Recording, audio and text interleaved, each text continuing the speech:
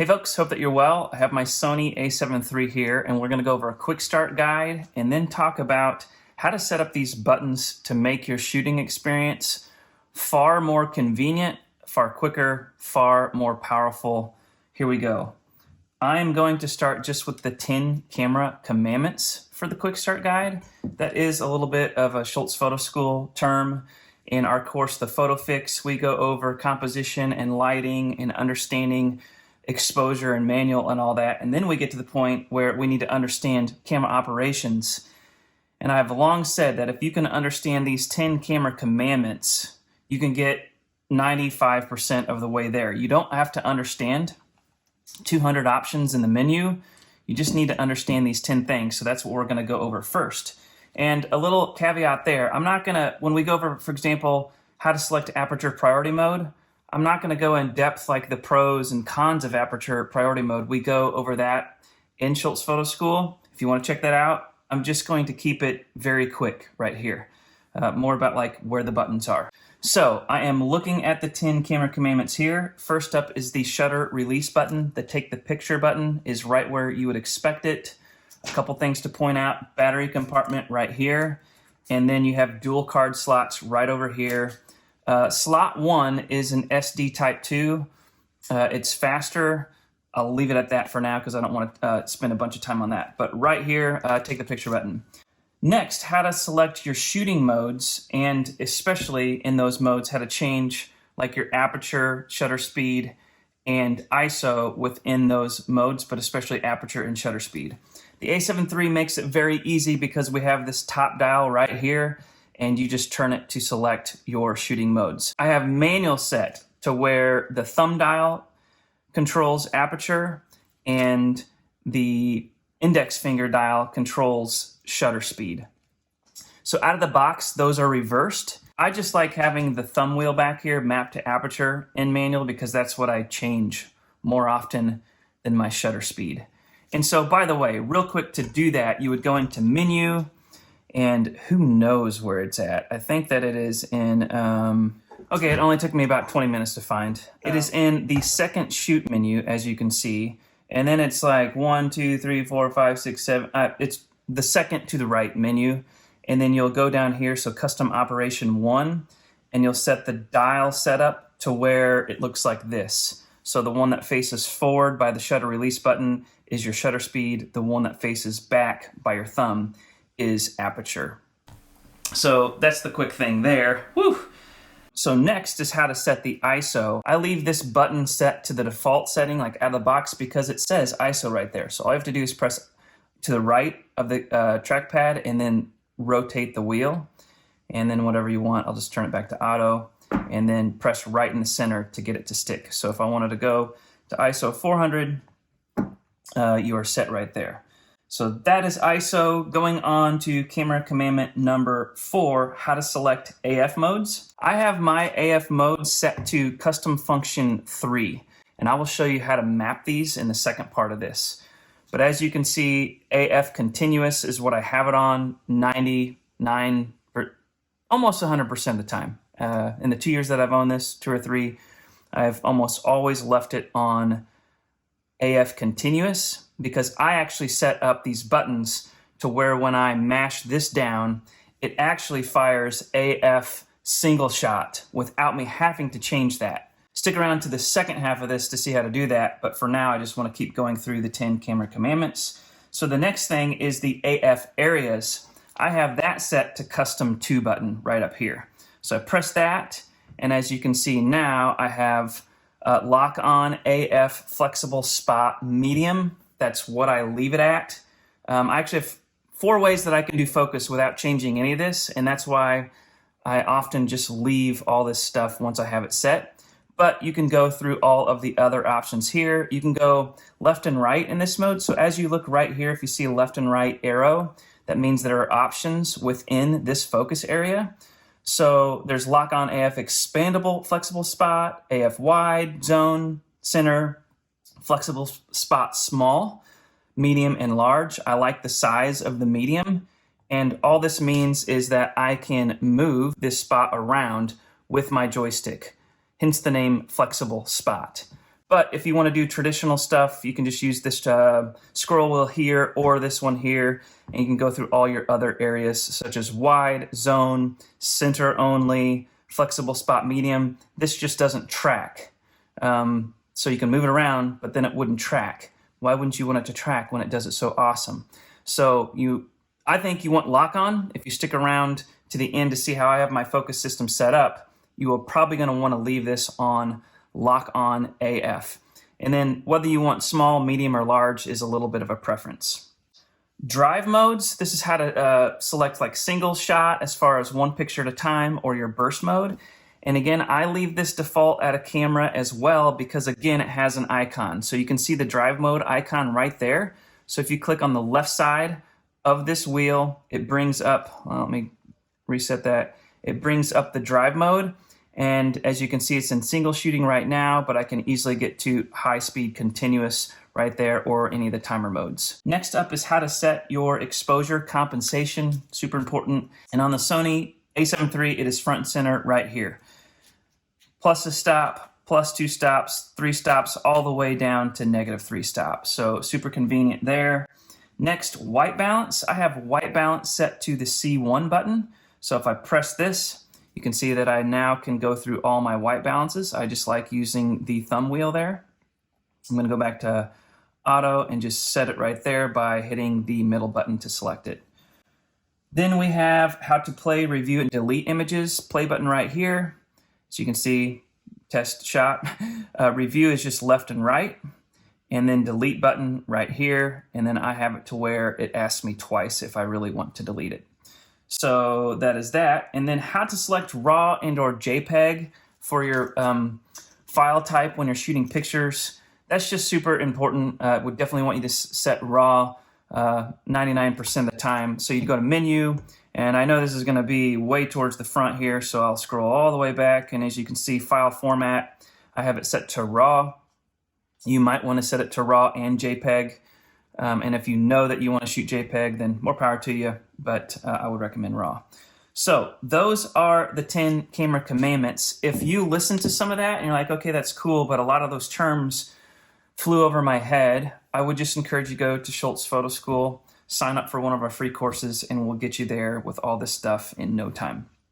Okay, now that we have the 10 camera commandments done, let's talk about how to map all the buttons on this to where you have the most convenience and the most speed and by far the most power when you're shooting. And really, most of this revolves around getting your focus mode set up with a little bit of a rhyme and a reason. So since focus is the most important part of this, let's just start there and jump right in.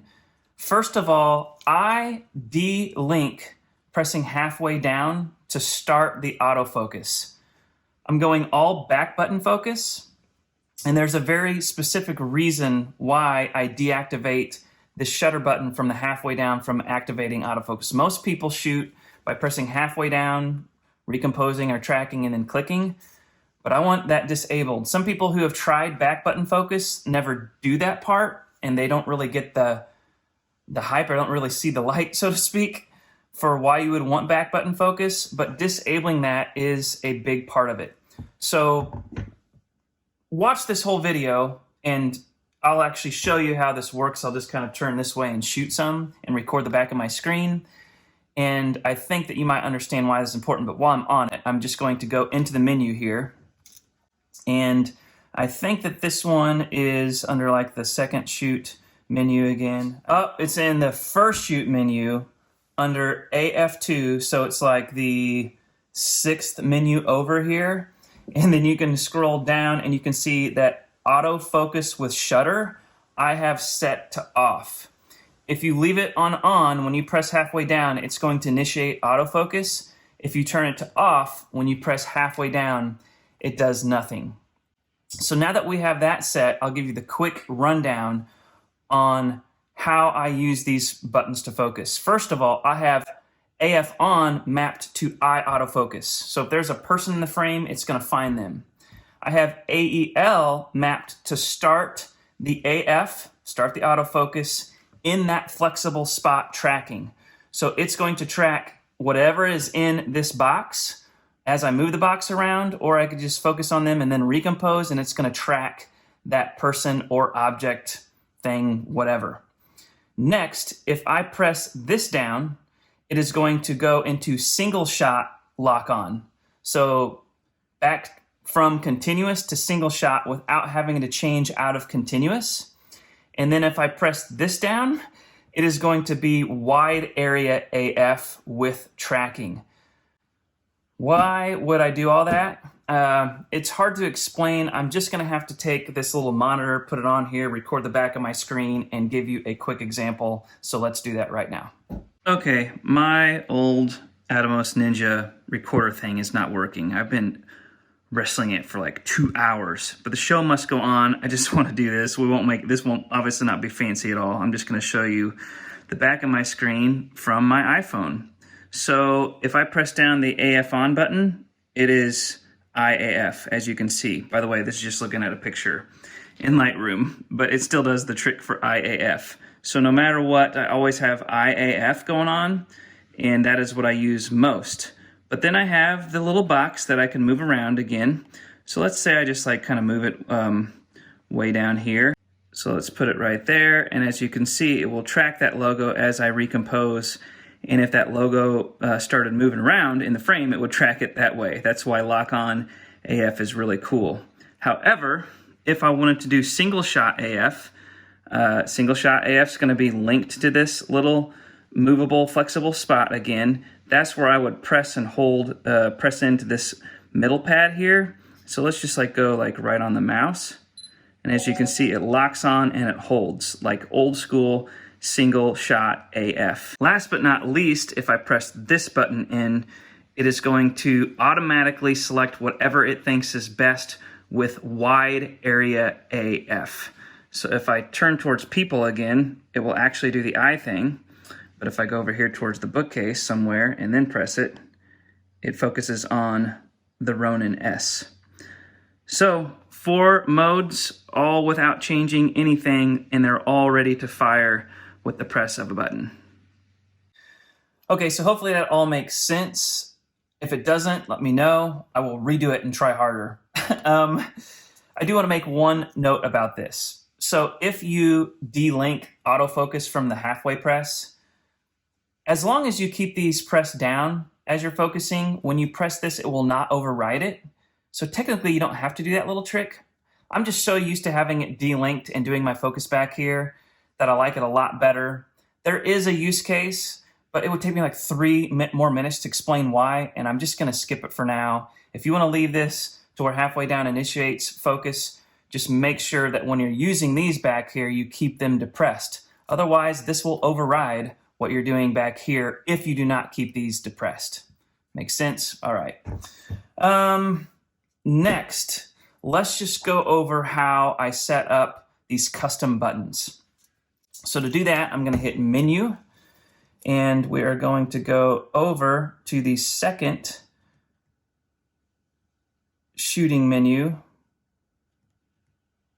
and you'll see that it is second to right as far as the tabs down here, and you can see that it says Custom Key for Pictures. You can remap all these buttons to where they do something completely different in any of the movie modes, and then where they do something completely different in the review mode, the playback mode. I might make another video on how I set up this camera for shooting modes or for video modes, because I do use my number 1 and 2 for those. But I want to keep this one short. Leave a comment. Let me know if you want me to go over how I have this set up for recording videos. Let's stick with pictures.